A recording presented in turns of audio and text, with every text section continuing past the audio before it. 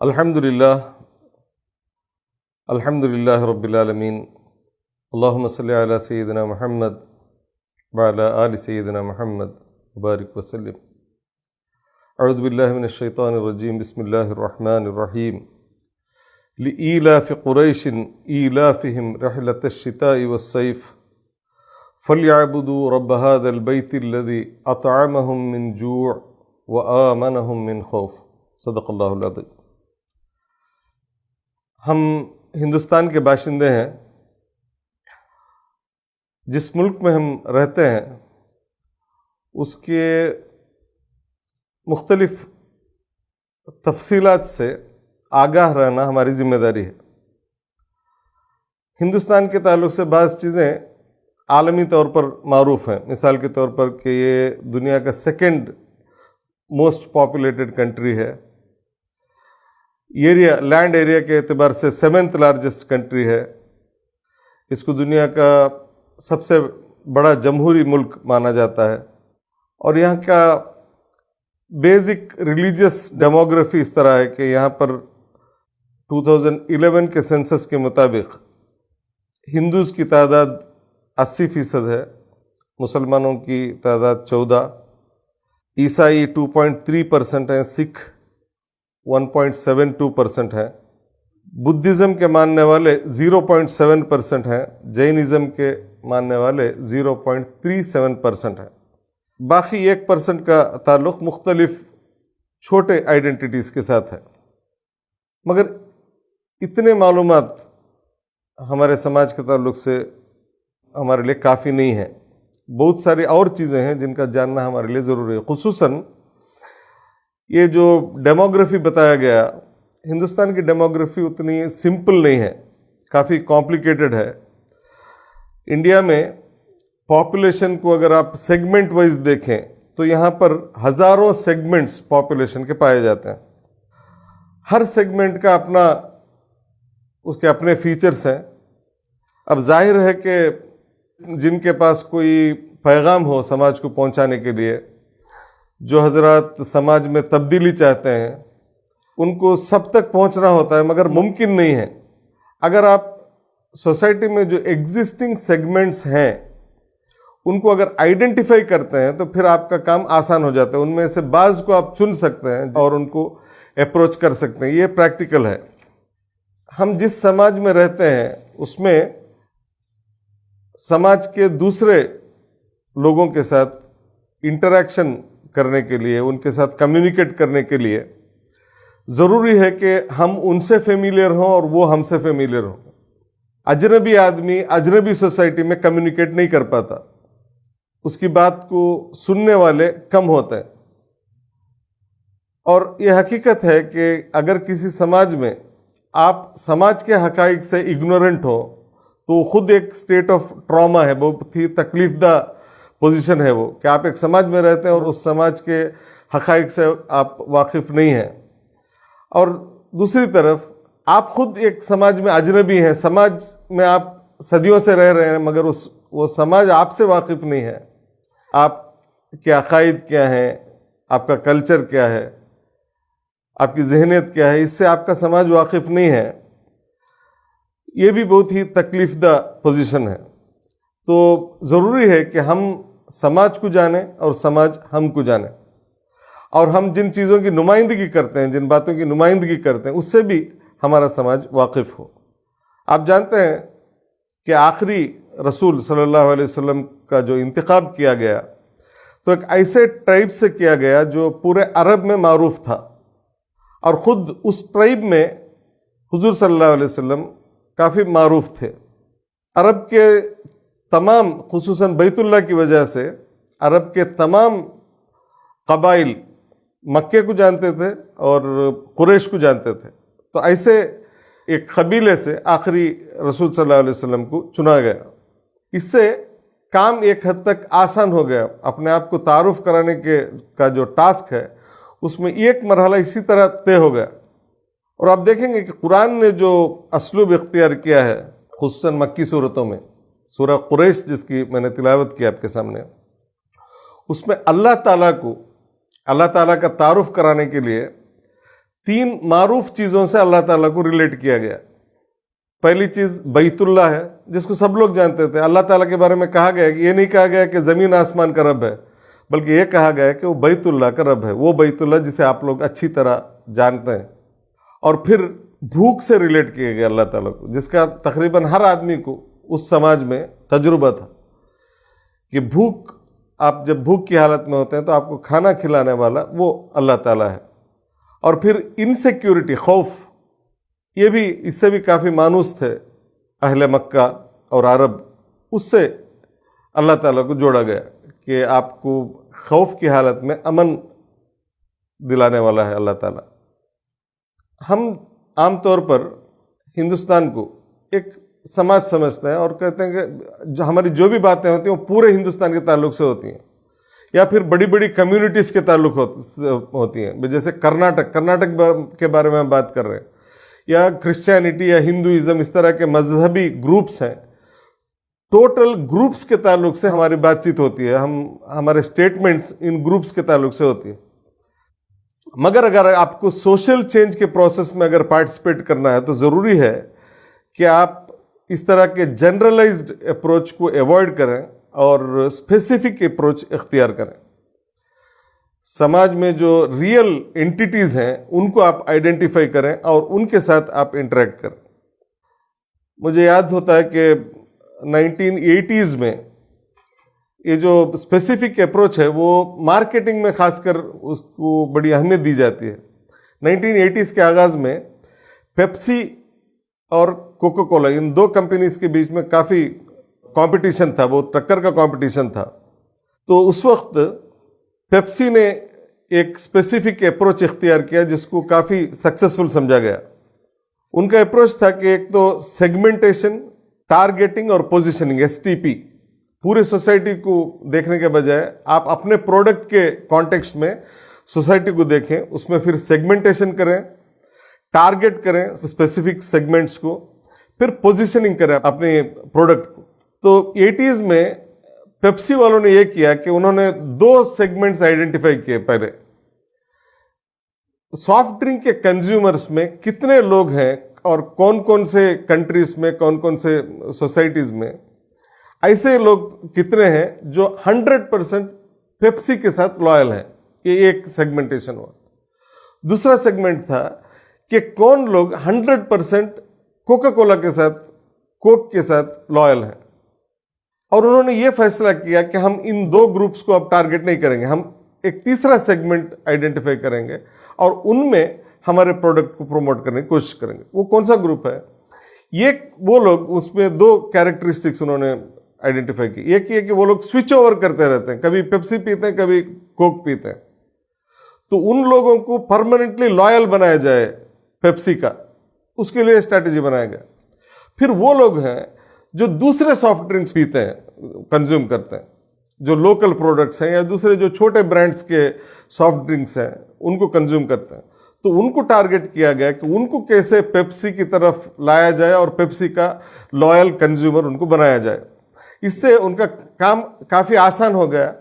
Advertisement میں جو وہ خرچ کر رہے تھے اس میں ایک اچھا خاصا اماؤنٹ وہ لوگ جہاں ضائع ہو رہا تھا وہاں سے بچا کر ضروری جگہ جہاں زیادہ وہ سود مند ہو سکتا تھا، زیادہ جو فروٹفل ہو سکتا تھا، ایسے جگہ وہ اپنے ریسورسز کو لگا سکے.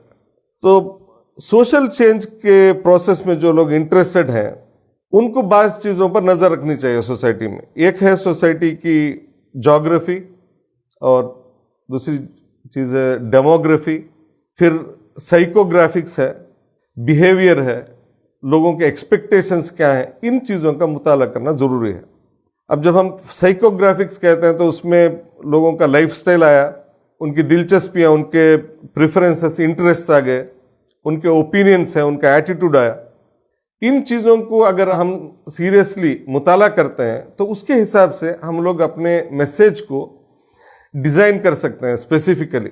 جو لوگ اپنے مشن میں سیریس ہیں وہ لوگ سیریسلی یہ کام کرتے ہیں سوسائٹی میں اپنے میسیج کے ریلیونس کے اعتبار سے کن کے لیے یہ زیادہ ریلیونٹ ہے، کن کے لیے یہ زیادہ قابل قبول ہو سکتا ہے. اس طرح کے فیکٹرز کو آئیڈینٹیفائی کر کے اگر آگے بڑھتے ہیں تو کافی ان کی انرجی میں بچت ہوتی ہے. آپ جانتے ہیں اس ملک میں مسلمان صدیوں سے رہ رہے ہیں، مگر مسلمان کبھی یہ دعویٰ نہیں کر سکتے کہ تاریخ کے کسی بھی مرحلے میں ہم اس سماج میں معروف تھے۔ مسلمان ہمیشہ مسٹری رہے ہیں، آج بھی اننون ہیں، پہلے بھی اننون تھے، اس کے ذمہ دار خود ہم ہی ہیں۔ ہم نے جس طرح کوشش کرنی چاہیے تھی اپنے آپ کو، اپنے میسیج کو، اپنے بیلیفز کو، اپنے کلچر کو، اپنے ایتھوس کو سماج میں متعارف کرنے کی جس طرح سے کوشش کرنی چاہیے تھی ہم کو، اس طرح کی کوشش ہم نے نہ پہلے کی تھی نہ اب کر رہے ہیں۔ مگر مسلمانوں کے تعلق سے جو پرسپشن ہے سوسائٹی میں، پہلے بھی اننون تھے، آج بھی اننون ہیں، مگر پرسپشنز میں تبدیلی آئی ہے۔ ایک زمانہ تھا کہ مسلمان ریسپیکٹڈ اور فیئرڈ اننون تھے، اننون تھے مگر ان کا ریسپیکٹ تھا، اننون تھے مگر ان کے ایک طبقے سے لوگ ڈرتے تھے، ان کے پاور سے اور ان کی کیپیسٹی سے۔ سماج کا ایک بڑا طبقہ جو ہے ڈرا ہوا تھا، سہما ہوا تھا، تو اس لحاظ سے ان کا ریسپیکٹ کیا جاتا تھا سوسائٹی میں۔ اب جو ہے دو فیکٹرز پائے جاتے ہیں مسلمانوں کی طرف سے، یا تو سسپیشن ہے یا تو پھر ہیٹریڈ ہے۔ اننون اب بھی ہیں مگر اب سسپیکٹڈ اننون ہیں ہم، یا ہیٹڈ اننون ہیں۔ سماج کے ایک بڑے طبقے کے لیے، ضروری نہیں کہ سب کے لیے ہو، سماج کا ایک بڑا طبقہ ہے جس کے لیے ہم اننون بھی ہیں اور سسپیکٹڈ بھی ہیں۔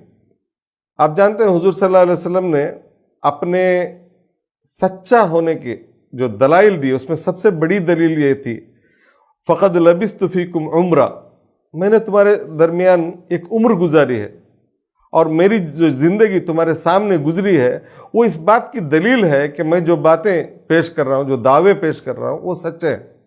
انفارچونیٹلی ہم اس پوزیشن میں نہیں ہیں، اگرچہ کہ ہم نے یہاں صدیاں گزاری ہیں، ہم یہ دعویٰ نہیں کر سکتے کہ لوگ ہم کو جانتے ہیں، اور ہم یہ نہیں کہہ سکتے کہ آپ لوگوں نے ہم کو دیکھا ہے، ہمارا یہ کردار رہا ہے، یہ کہنے کے پوزیشن میں شاید ہم نہیں ہیں۔ جب آپ کسی سوسائٹی میں اننون رہتے ہیں، اجنبی رہتے ہیں، تو رسک اس بات کا رہتا ہے کہ آپ کے تعلق سے کوئی بھی بات سماج میں منوائی جا سکتی ہے، آپ کے تعلق سے ایزمپشنز پیدا کیے جا سکتے ہیں، گاسپس پھیلائے جا سکتے ہیں، رومرز پھیلائے جا سکتے ہیں، آپ کو پروپیگنڈا کا شکار بنایا جا سکتا ہے، اور یہ تمام چیزیں آسان ہو جاتی ہیں جب آپ سماج میں غیر معروف ہو۔ جب آپ نے اپنا تعارف خود نہیں کرایا کسی بھی سماج میں، تو ظاہر ہے کہ دوسرے لوگ آپ کا تعارف کرانے لگیں گے، اور وہ تعارف کرانے والے اگر آپ کے خیر خواہ نہ ہو تو پھر آپ کا تعارف بڑے برے انداز سے ہوگا۔ آپ کی تصویر بنانے والا اگر آپ کا دشمن ہو تو بہت ہی خوفناک تصویر آپ کی بنے گی۔ انفارچونیٹلی ہندوستان میں مسلمانوں کے تعلق سے یہ ہوا ہے اور ہو رہا ہے۔ ہم نے اپنی ملت کو، اپنے دین کو تعارف کرانے کا کام ہاسٹائل فورسز کے حوالے کر دیا، آؤٹ سورس کر دیا ہے۔ جن حضرات کو ہم سے نفرت ہے، جو لوگ ہم کو سماج میں ویلن بنا کر پیش کرنے کی کوشش کرتے ہیں، ہمارے عقائد کو غلط انداز میں پیش کرنے کا جن کا انٹرسٹ ہے، ان لوگوں کو ہم نے چھوڑ رکھا ہے، اور وہ لوگ بہت ہی ایکٹیولی یہ کام بڑے آرگنائز طریقے سے کر رہے ہیں۔ آپ دیکھیں گے میڈیا میں یا جتنے بھی لوگوں کو ایجوکیٹ کرنے کے جتنے بھی سورسز ہیں، ان سورسز میں کون ایکٹیو ہے اور کس انداز سے وہ اسلام اور مسلمانوں کی تصویر پیش کر رہے ہیں۔ البتہ یہ ہماری خوش قسمتی ہے کہ میڈیا کے ایک بڑے سیگمنٹ میں آج بھی غیر مسلم، کچھ ایسے غیر مسلم پائے جاتے ہیں، بڑی تعداد میں پائے جاتے ہیں، کافی انفلوئنشل بھی ہیں وہ لوگ اسلام اور مسلمانوں کے دفاع کا کام کر رہے ہیں۔ اسلام اور مسلمانوں کے دفاع کے کام میں، یا اسلام اور مسلمانوں کے صحیح اور پازیٹیو امیج کو پروموٹ کرنے کے کام میں انفارچونیٹلی مسلمانوں کا رول کم ہے، اور دیگر جو غیر مسلم دانشور ہیں، غیر مسلم جرنلسٹ ہیں، میڈیا پرسنس ہیں، ان کا رول زیادہ ایفیکٹو ہے حالیہ سالوں میں۔ آپ جانتے ہیں حضور صلی اللہ علیہ وسلم سوسائٹی کو جنرلائزڈ نگاہ سے نہیں دیکھتے تھے۔ حضور صلی اللہ علیہ وسلم کا اپروچ جو ہے وہ جنرل نہیں تھا بلکہ اسپیسیفک تھا۔ قرآن میں ہم دیکھتے ہیں یا ایھا الذین آمنوا ہے، یا ایھا الذین کفروا ہے، یا اہل الکتاب ہے، یہ جنرل ایڈریسز ہیں۔ مگر حضور صلی اللہ علیہ وسلم کی زندگی میں آپ دیکھتے ہیں کہ حضور صلی اللہ علیہ وسلم کا اپروچ جو ہے اسپیسیفک تھا. حضور صلی اللہ علیہ وسلم خود اپنے آپ کو قریش اور قریش میں بنو ہاشم کے طور پر انٹروڈیوس کرتے تھے. اور حضور صلی اللہ علیہ وسلم نے جو ڈیلز کیے ہیں، ٹریٹیز کیے ہیں، اس میں بھی آپ دیکھیں گے کہ حضور صلی اللہ علیہ وسلم کا کوئی ٹریٹی کفار کے ساتھ، مشرکین کے ساتھ یا اہل کتاب کے ساتھ نہیں تھا. اسپیسیفک لکھا ہوا تھا ٹریٹیز میں کہ کن کے ساتھ ہے، اور اس میں نام جو ہے ٹریٹی کے پارٹی کے طور پر اس طرح کے اصطلاحات نہیں تھے کہ وہ بنی اسرائیل ہیں یا نصارہ ہیں یا مشرکین مکہ ہیں، بلکہ اسپیسیفکلی ٹرائبس کے نام تھے. بنو کنانہ، قریش کے مختلف وہاں کے جو ٹرائبس تھے ان کے ساتھ ٹریٹیز ہوئے حضور صلی اللہ علیہ وسلم کے. اور مدینہ کے ٹریٹیز اگر آپ دیکھیں تو اوس اور خزرج کے ساتھ حضور صلی اللہ علیہ وسلم کے ٹریٹیز ہوئے تھے. اور جوز میں سے بھی اسپیسیفکلی بنو قریظہ، بنو نذیر، بنو قینقاع، اس طرح کے مخصوص قبائل کے ساتھ حضور صلی اللہ علیہ وسلم نے ٹریٹیز کیے، معاہدے کیے. اس کا مطلب یہ نہیں کہ حضور صلی اللہ علیہ وسلم سوسائٹی کو ڈیوائڈ کر رہے تھے، ایسا نہیں تھا، بلکہ وہاں کچھ اسپیسیفک آئیڈینٹیٹیز موجود تھے. حضور صلی اللہ علیہ وسلم نے ان کے آئیڈینٹیٹیز کو ایکنالج کیا. حضور صلی اللہ علیہ وسلم نے کوئی نئی آئیڈینٹی پیدا نہیں کی وہاں پر، بلکہ جو ایگزسٹنگ آئیڈینٹیٹیز تھے ان کو ریکگنائز کیا اور ان کے ایگزسٹنس کو ایکنالج کیا. انڈیا دنیا کے دیگر ممالک کے مقابلے میں بہت ہی کمپلیکس سوسائٹی ہے انڈین سوسائٹی. یہاں کچھ چیزیں مشترک ہیں، کامن ہیں لوگوں کے درمیان، مگر کامن چیزیں بہت کم ہیں اور ان کامن چیزیں، ڈفرینس جو ہے بہت زیادہ ہے.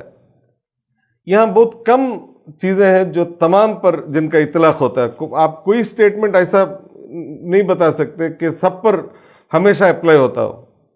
ڈفرینسز ہیں.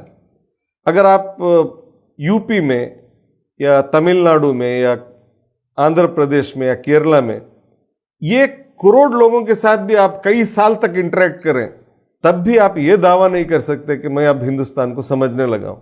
کیونکہ یو پی پنجاب سے بالکل مختلف ہے، تمل ناڈو مہاراشٹر سے بالکل مختلف ہے، اور کیرلا بہار سے بالکل مختلف ہے. کیرلا میں آپ 50 سال گزاریں کیرلا کے مطالعے میں، پھر آپ بہار جائیں، وہاں آپ اننون ہیں اور بہار کی سوسائٹی آپ کے لیے اننون ہے. ہر چیز وہاں کی آپ کو نہیں لگے گی. اتنا ڈفرینس جو ہے مختلف ایریاز میں، جغرافک ایریاز کے اعتبار سے ہندوستان میں ہے. اس کے علاوہ دوسرے بھی فیکٹرز ہیں جن کے بنیاد پر ڈفرینسز ہوتے ہیں. لوگوں کے لینگویجز الگ ہیں، کاسٹ الگ ہیں، ان کے ٹرائبس الگ ہیں. اس اعتبار سے ان کے ایٹیٹیوڈ میں، ان کے کلچر میں، ان کے عقائد میں کافی فرق پایا جاتا ہے. ہندوستان اپنے نمبر آف آئیڈینٹیٹیز کے لیے مشہور ہے. یہاں ہر کلومیٹر میں آپ کو مختلف آئیڈینٹیٹیز ملتے ہیں. آپ کو پریکٹیکل ایفیکٹیولی اگر اپنا میسج پہنچانا ہے یا کوئی سوسائٹی کے کو ایڈریس کر کے کچھ اس میں سدھار لانا، ریفارم لانا ہے سوسائٹی میں، تو آپ جنرل اپروچ سے کام نہیں چلے گا، بلکہ آپ کو مختلف سیگمنٹس کو آئیڈینٹیفائی کر کے ان کے ایتھوس کو پہچاننا پڑے گا. لوکل کلچر سے اپنے آپ کو مانوس کرنا پڑے گا. چھوٹے چھوٹے جو سیگمنٹس ہیں، گروپس ہیں، ان کے بیلیفز کو جاننا پڑے گا، پھر ان کے پریکٹسز سے اپنے آپ کو متعارف کرانا پڑے گا.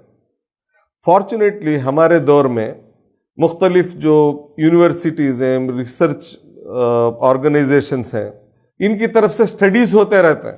ہونا تو یہ چاہیے تھا کہ جن کے پاس سماج کے لیے بہت بڑا میسیج ہے اور اس میسیج کو سماج کے ایک ایک فرد تک پہنچانا جو لوگ اپنی ذمہ داری سمجھتے ہیں، اپنی بنیادی ذمہ داری سمجھتے ہیں، ان کی طرف سے اس طرح کی کوششیں بہت کم ہوئی ہیں کہ اسپیسیفک گروپس کو کے پاس جائیں، قریب سے ان کو دیکھیں اور ان کو اسٹڈی کریں اور اپنے اسٹڈی کے نتائج جو ہیں اس کو ریکارڈ کریں، پھر شیئر کریں لوگوں کے ساتھ. اس طرح کی کوششیں سو کالڈ دائی گروپس کی طرف سے بہت کم ہوا ہے. یہ ایک طرفہ نصیحت کرنے کا کام کرتے ہیں ہمارے عام طور پر. ایکسیپشنس ہیں، میں جنرل بات بول رہا ہوں.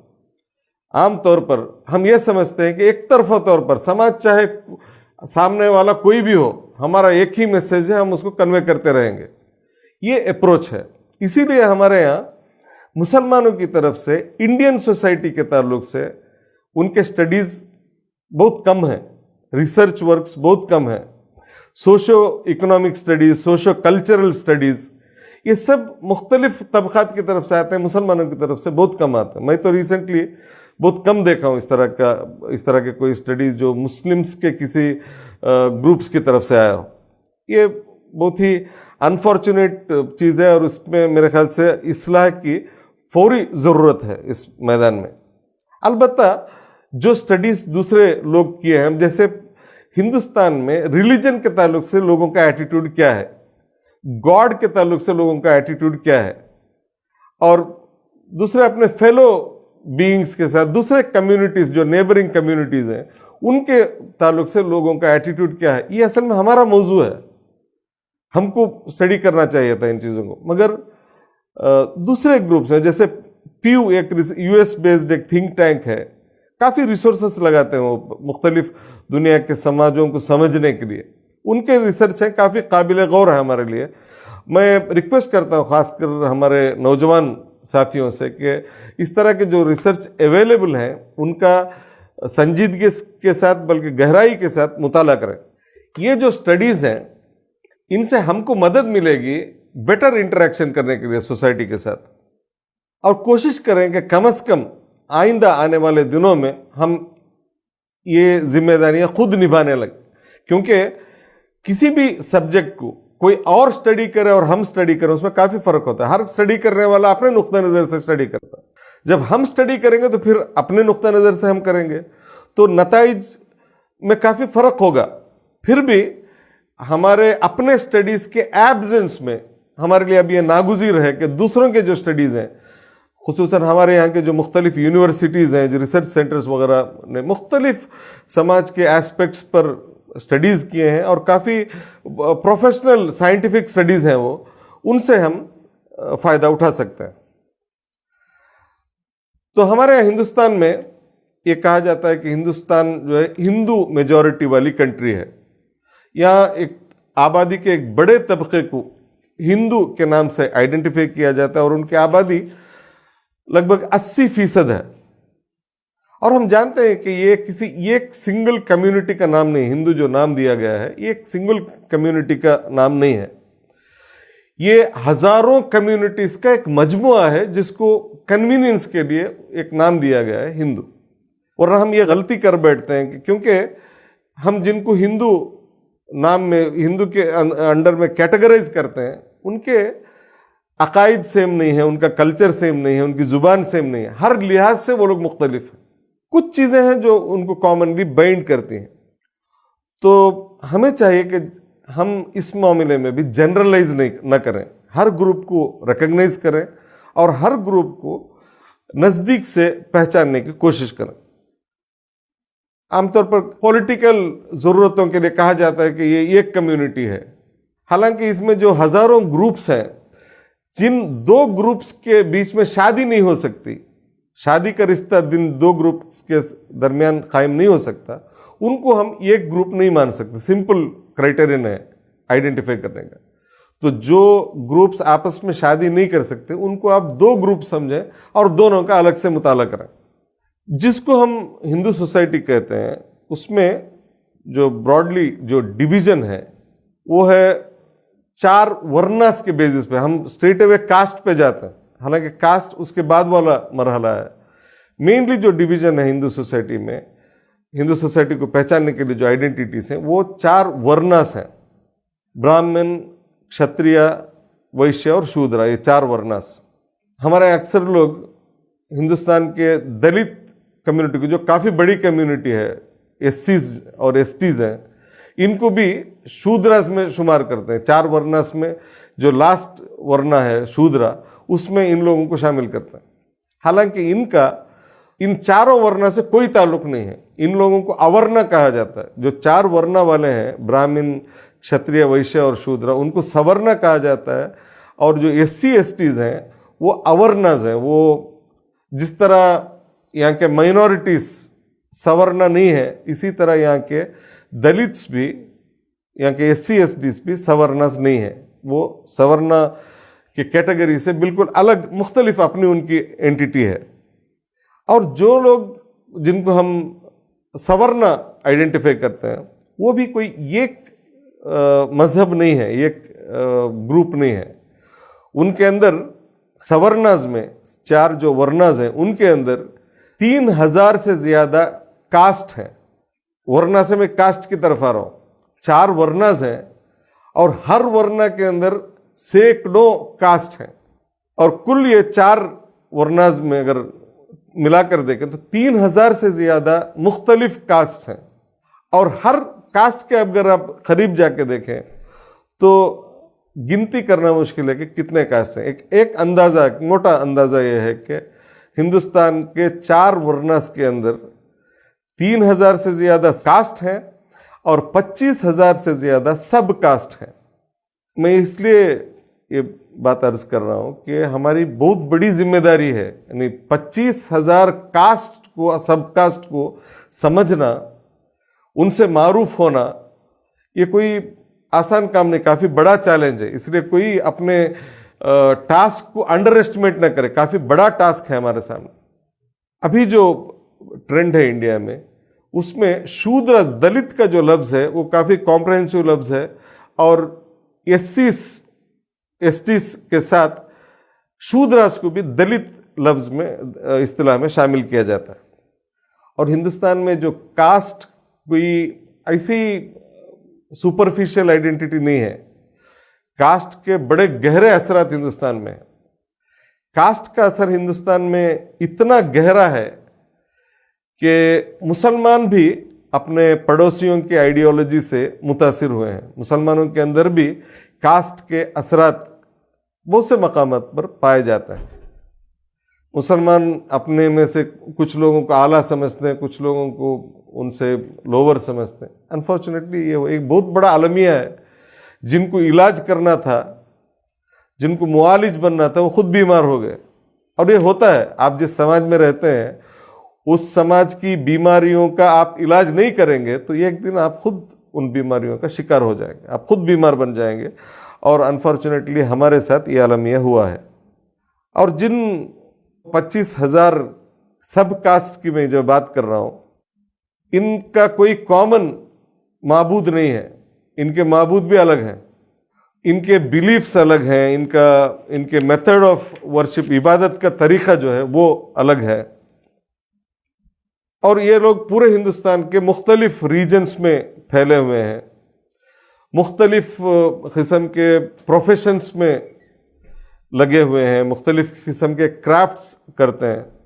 تو یہ تمام فیکٹرز بھی امپورٹنٹ ہیں کہ کون کس ورنا سے تعلق رکھتا ہے، کس کاسٹ سے تعلق رکھتا ہے، کس سب کاسٹ سے تعلق رکھتا ہے، کس پروفیشن سے تعلق رکھتا ہے، کون سا کرافٹ وہ جانتا ہے، کس کرافٹ کو اس نے اپنا ذریعہ معاش بنایا ہوا ہے. آپ کو سوسائٹی میں انٹریکٹ کرنے کے لیے جن لوگوں سے آپ انٹریکٹ کر رہے ہیں ان کے تعلق سے ان چیزوں کا جاننا ضروری ہے. ضروری نہیں، اب ظاہر ہے کہ آپ پورے ہندوستان کے 130 کروڑ لوگوں کے ساتھ تو ہم ایسے ہر ایک انٹریکٹ کرنے والا نہیں ہے، مگر جن کے ساتھ ہم انٹریکٹ کر رہے ہیں ان کے تعلق سے یہ بنیادی معلومات حاصل کرنا ہمارے لیے ضروری ہے. ہندوازم اور یہ جو ان تمام طبقات پر مشتمل جس کو ہم ہندوازم کہتے ہیں، اس کے کچھ کامن متس ہیں، کچھ ان کے ڈوگماز ہیں. ان چیزوں کو جان لے اگر ہم تو پھر اس سے بھی انٹریکشن میں آسانی ہوتی ہے. اور میں نے جب مطالعہ کیا، بچپن سے میں نے یہ پروسیس شروع کیا تھا ہندوازم کے مطالعے کا، خصوصاً ہندو میتھولوجی کے، ہندو پراناس کے مطالعے کا، تو میرا ایڈوائز یہ ہے کہ مجھے تو بہت ہی انٹرسٹنگ لگا ہندو میتھولوجی. کبھی آپ بور نہیں ہوں گے. آپ بھی کوشش کریں ہندو میتھولوجی کے سٹوریز کے ذریعے سے ہندوازم کو سمجھنے کی کوشش کریں، تو بہت ہی دلچسپ پروسیس ہے اور بورنگ پروسیس نہیں ہے. عام طور پر آپ کوئی مذہب، کوئی فلسفہ، کوئی تھیولوجی، کوئی تھیوسفی جاننے کی کوشش کرتے ہیں، جورسپروڈنس پڑھنے کی کوشش کرتے ہیں تو کافی بورنگ ہوتا ہے وہ. انلیس آپ کا مشن آپ کو بہت پیارا ہو، اس مطالعے کی راہ میں آگے بڑھنا، بہت زیادہ آگے بڑھنا مشکل ہوتا ہے آدمی کے لیے. مگر हिंदुइज्म में, हिंदू मैथोलॉजी ऐसी चीज़ नहीं है। बहुत ही दिलचस्पी की 22 चीज़ें आपको मिलेंगी उसमें। You will find the entire journey very fascinating. अब हम लोग शेड्यूल कास्ट की तरफ आते हैं। शूद्रास का जिक्र हमने किया। शेड्यूल कास्ट हिंदुस्तान में तकरीबन 17 करोड़ लोग, तकरीबन 16% लोग जो है उनका ताल्लुक शेड्यूल कास्ट से 2011 के सेंसस के मुताबिक। उनको अनटचेबल समझा जाता है। समाज का एक बड़ा तबका उनको अनटचेबल समझता है। ये अनटचेबिलिटी बहुत ही यूनिक चीज़ है हिंदुस्तान में। दुनिया में डिस्क्रिमिनेशन, रेशियल डिस्क्रिमिनेशन या मुख्तलिफ किस्म के डिस्क्रिमिनेशंस दुनिया के मुख्तलिफ हिस्सों में पाए जाते हैं, मगर अनटचेबिलिटी इंडिया के लिए यूनिक है। और ताजुब की बात है कि दुनिया के दूसरे बहुत से इविल्स हैं जिनसे दुनिया ने नजात पाई है। दुनिया की मुख्तलिफ सोसाइटीज़ में स्लेवरी की लानत थी, वहाँ पर उससे लोग नजात पा गए, मगर अनटचेबिलिटी ऐसी एक लानत है कि जिससे आज भी हिंदुस्तानी समाज आज़ाद नहीं हुआ है। अनटचेबिलिटी आज भी हिंदुस्तान के मुख्तलिफ हिस्सों में प्रैक्टिस किया जाता है, बहुत स्ट्रिक्टली प्रैक्टिस किया जाता है। और मुझे नहीं लगता कि जिस रफ्तार से हम जा रहे हैं सोशल रिफॉर्म में, कई डिकेड्स तक हम ये गोल अचीव कर पाएंगे कि अनटचेबिलिटी से इंडियन सोसाइटी को पूरी तरह आज़ाद किया जाए। काफ़ी मुश्किल काम है। उसके उतने डीप जो है रूट्स हैं, उनको इवन सरकारी दफ्तरों में भी अक्सर जो सफाई कर्मचारी के तौर पर उनको यूज़ किया जाता है। जो काम दूसरे लोग जिन कामों को करने से हिचकिचाते हैं, ऐसे कामों को उनके सुपुर्द किया जाता है। और हिंदुस्तान के अक्सर मकामात पर उनको फंडामेंटल ह्यूमन राइट्स से भी डिप्राइव किया गया है। तो ये बजाय खुद बहुत ही अहम सब्जेक्ट है मुताले के लिए। हिंदुस्तान में सबसे ज़्यादा क्राइम्स जो हैं इस कम्युनिटी के खिलाफ होते हैं। शेड्यूल कास्ट और शेड्यूल ट्राइब्स के खिलाफ क्राइम्स होते हैं। और मुख्तलिफ फैक्टर्स की वजह से इनमें से अक्सर क्राइम्स रजिस्टर नहीं होते, उनके खिलाफ केस दायर नहीं होता। पुलिस स्टेशंस का माहौल यह है कि अक्सर पुलिस स्टेशंस में दलित्स का रिप्रेजेंटेशन नहीं होता, तो वहाँ पर एफआईआर दायर करने से इनकार किया जाता है। और अगर एफआईआर दायर भी हो, फिर मामला कोर्ट तक चले जाए, तो कन्विक्शंस का जो रेट है उसके मुख्तलिफ स्टडीज़ आए हैं कि बहुत ही लो रेट है। यानी प्रोसेस जो है मुजरिम को सज़ा दिलाने तक नहीं पहुंच पाता। मुख्तलिफ अवामिल हो सकते हैं उसके, मगर ये सूरत हाल है। और मेरे ख्याल से जो भी ह्यूमन कंसर्न रखते हैं उनके लिए बहुत ही अहम मौजू है, बहुत ही अहम सब्जेक्ट है। इनका रिप्रेजेंटेशन, वैसे ओबीसीज का भी, शूद्रास का भी रिप्रेजेंटेशन बहुत कम है सरकारी दफ्तरों में, मीडिया में। क्रूशियल जितने भी एरियाज हैं वहाँ पर अपर कास्ट का डोमिनेशन है, और ओबीसीज और खुसूसन एससी एसटीज का रिप्रेजेंटेशन जो है बहुत ही कम है। उनकी आबादी के तनासुब से आप देखें तो उनका रिप्रेजेंटेशन तशवीशनाक हद तक कम है। सरकार ने कुछ रेमेडियल मेजर्स किए हैं, जैसे रिजर्वेशन है। रिजर्वेशन एक मेजर है, जिन लोगों की नुमाइंदगी कम है उनको मुतनासिब नुमाइंदगी देने की, मगर उसके साथ भी खिलवाड़ किया जा रहा है। जैसे यूपी के बारे में अभी एक 2019 का एक स्टडी आया है, जस्टिस इंडिया जस्टिस रिपोर्ट। उसमें बताया गया है कि 69% रिजर्व्ड पोस्ट जो है यूपी गवर्नमेंट में वो वैकेंट है। यानी हजारों की तादाद में पोस्ट हैं, वैकेंट हैं, और वो रजिस्टर्ड हैं, वो रिजर्व्ड हैं पर्टिकुलर कम्युनिटीज़ के लिए, खुसूसन एससी एसटीज के लिए और ओबीसीज के लिए। मगर इस तरह के पोस्ट को डेलिबरेटली खाली रखा जाए, सालों तक उन पोस्ट को वैकेंट रखा जा रहा है ताकि ये लोग उन पोस्ट तक पहुंच ना सकें और सोशल जस्टिस की मंजिल की तरफ पेशरफ न कर सकें। बड़ी शर्म की बात है। हम इसके लिए अपर कास्ट को ब्लेम कर सकते हैं, मगर मेरे ख्याल से मैं और आप भी इसके लिए जिम्मेदार हैं कि मैनुअल स्कैवेंजिंग जो इंतहाई गैर इंसानी एक एक्टिविटी है, उसमें ہندوستان میں 7 لاکھ سے زیادہ دلتس انوالوڈ ہیں.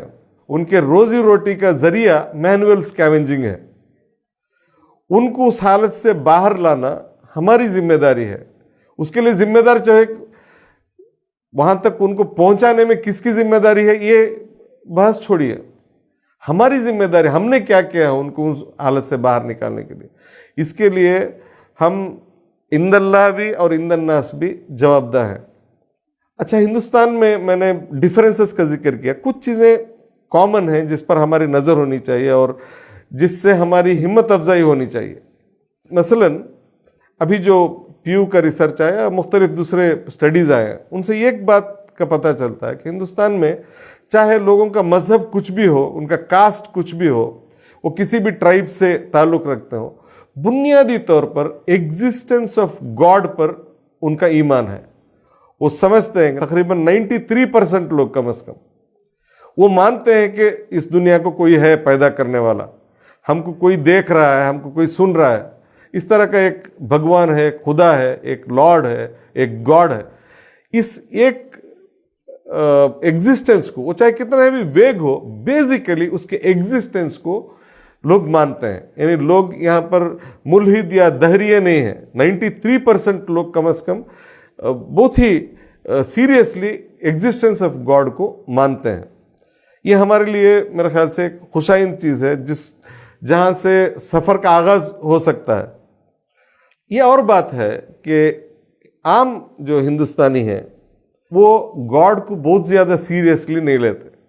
جس طرح سیمیٹک ریلیجنس میں یا پھر اپر کاسٹ میں جو خدا کو سیریسلی لیا جاتا ہے، اتنا سیریسلی ہندوستان کے عوام، خصوصاً لوور کاسٹ کے عوام جو ہے خدا کی اینٹیٹی کو اتنا سیریسلی نہیں لیتے. خدا کون ہے، کہاں ہے، کیا ہے، اس کے صفات کیا ہیں، اس طرح کے موضوعات پر ان کے درمیان مباحث بہت کم ہوتے ہیں. کچھ ریچولز ہیں جس کو وہ پریکٹس کرتے ہیں، ورنہ خدا کو بطور موضوع، بطور مضمون وہ اس پر بحث نہیں کرتے عام طور پر.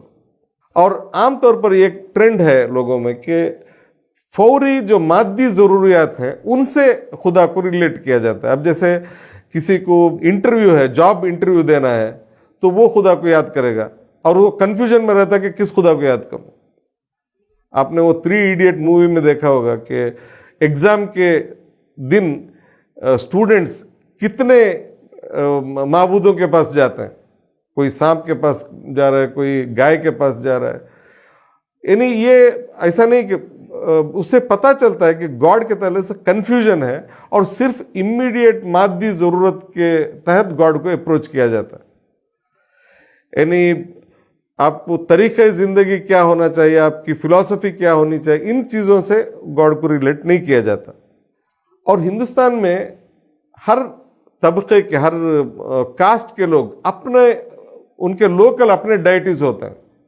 جیسے ہمارے یہاں ایک چھوٹا ضلع ہے ہمارا، اس ضلع میں 4-5 پرومیننٹ کمیونٹیز ہیں. ان میں سے ہر کمیونٹی کا گاڈ جس کی وہ عبادت کرتے ہیں وہ الگ ہے. لوکل گاڈس ہیں. یہ پورے ہندوستان کے لیے اپلیکیبل ہے. ہر جگہ لوگ اپنے، ان کا ایک لوکل مندر ہوتا ہے، اس میں ایک لوکل بھگوان ہوتا ہے. ہندوستان میں آل انڈیا گاڈ کا فینومینن جو ہے وہ ریسنٹ ہے. اب جیسے رامائنا مووی کی وجہ سے شری رام چندر کا تعارف ہوا پورے ہندوستان میں، اسی طرح کوئی اور مووی آتی ہے اس کے ذریعے سے ایک اور معبود کا تعارف ہوتا ہے. ورنہ انہیرنٹلی لوگوں کا کوئی جذباتی لگاؤ ان آل انڈیا ڈائٹیز کے ساتھ نہیں ہے. ان کا جذباتی لگاؤ جو ہے وہ اپنے لوکل معبود کے ساتھ ہے. اور وہ لوکل جو معبود ہے وہ صرف کچھ اسکوائر کلومیٹرز تک معروف رہتا ہے، اس سے آگے پھر معبود بدل جاتا ہے. تو یہ صورتحال ہے.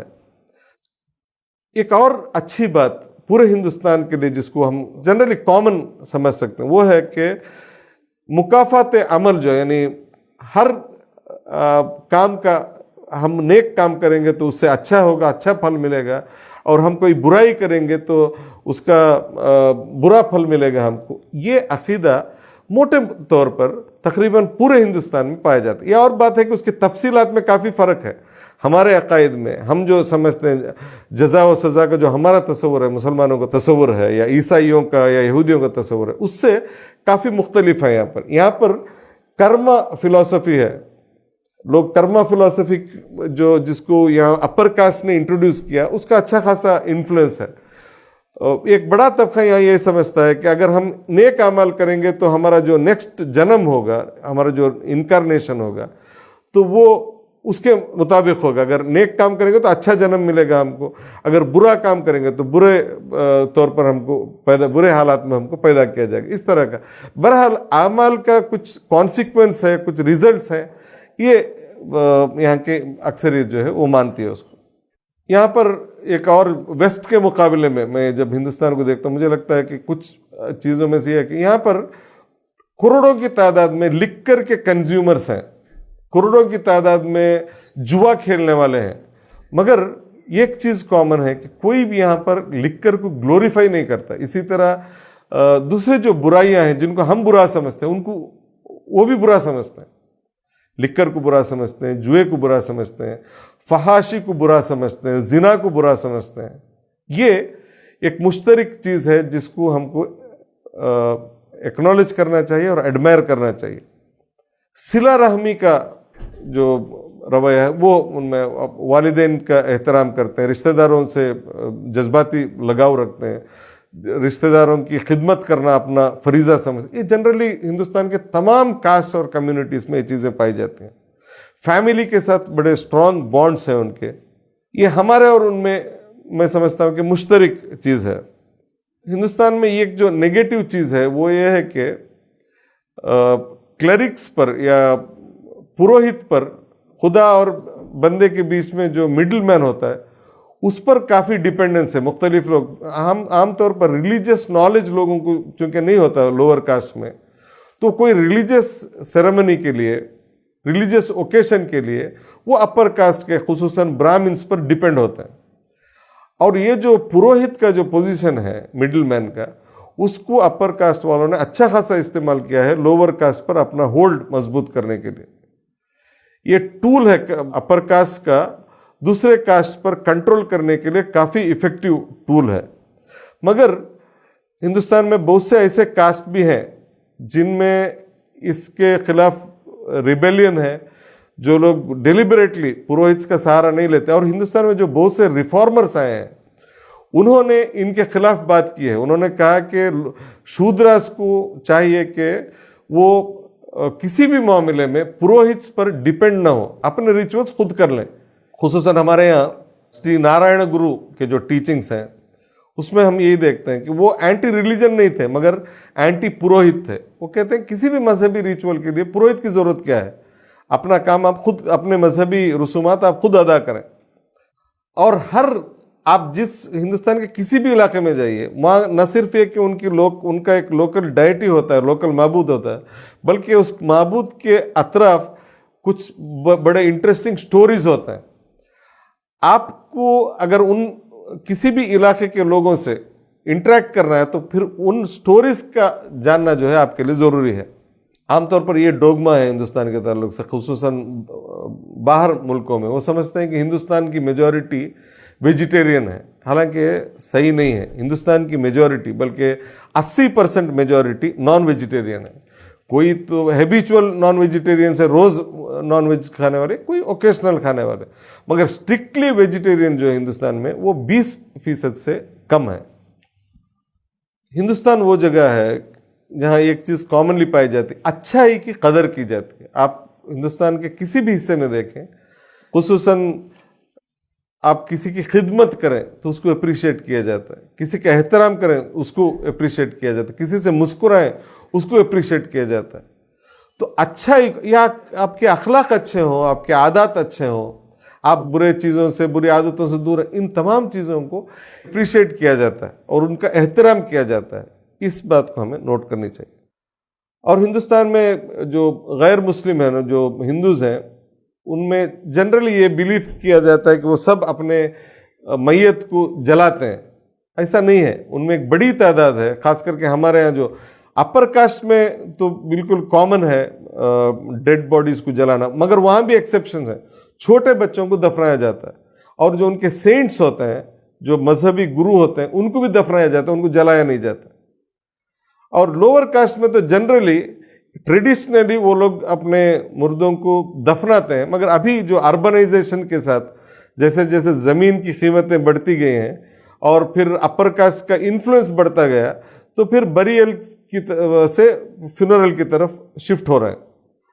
مگر ٹریڈیشنلی ہندوستان کا ایک بہت بڑا طبقہ، یہاں کے کاسٹ میں سے بہت سے کاسٹ دفن کرنے میں یقین رکھتے ہیں۔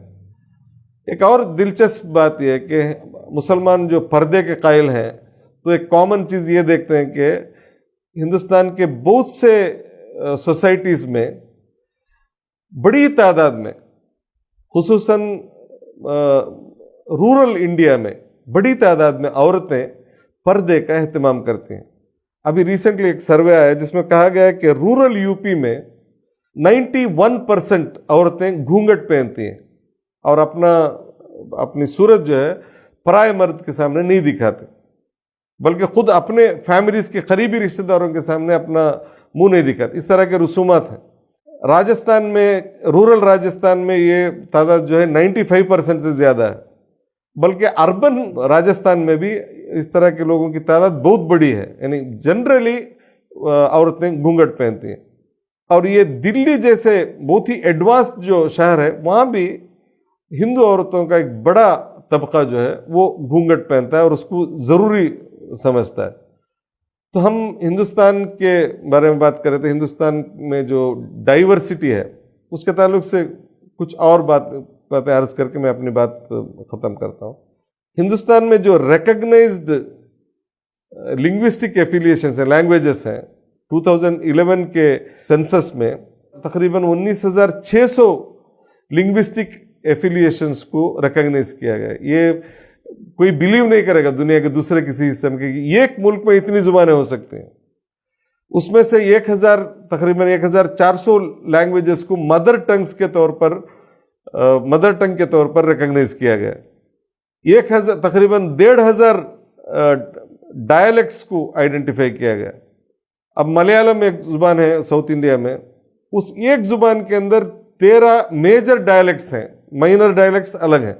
کنڈا میں 20 میجر ڈائلیکٹس ہیں، تمل زبان میں 23 ڈائلیکٹس ہیں، میجر ڈائلیکٹس، اور تیلگو میں 25 ہیں، اور ہندی زبان جس کو ہم لوگ ڈومیننٹ لینگویج سمجھتے ہیں اس میں 48 ڈائلیکٹس ہیں۔ اور یہ ڈائلیکٹس اتنے مختلف ہیں کہ ایک ڈائلیکٹ کے بولنے والے کو دوسرے ڈائلیکٹ کے بولنے والے کی بات سمجھ میں نہیں آتی، اتنا ڈفرینس ہے اس میں۔ ہندی کے ایک ورژن کو دوسرے ورژن والوں کے سامنے ٹرانسلیٹ کرنا پڑتا ہے، اتنا فرق ہے۔ لنگوسٹک ڈائیورسٹی اتنی ہے انڈیا میں۔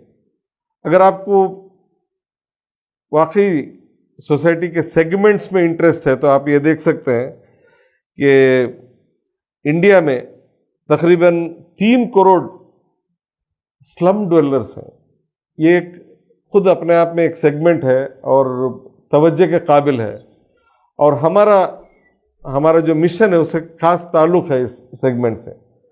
تقریباً 3 کروڑ سلم ڈویلرز ہیں۔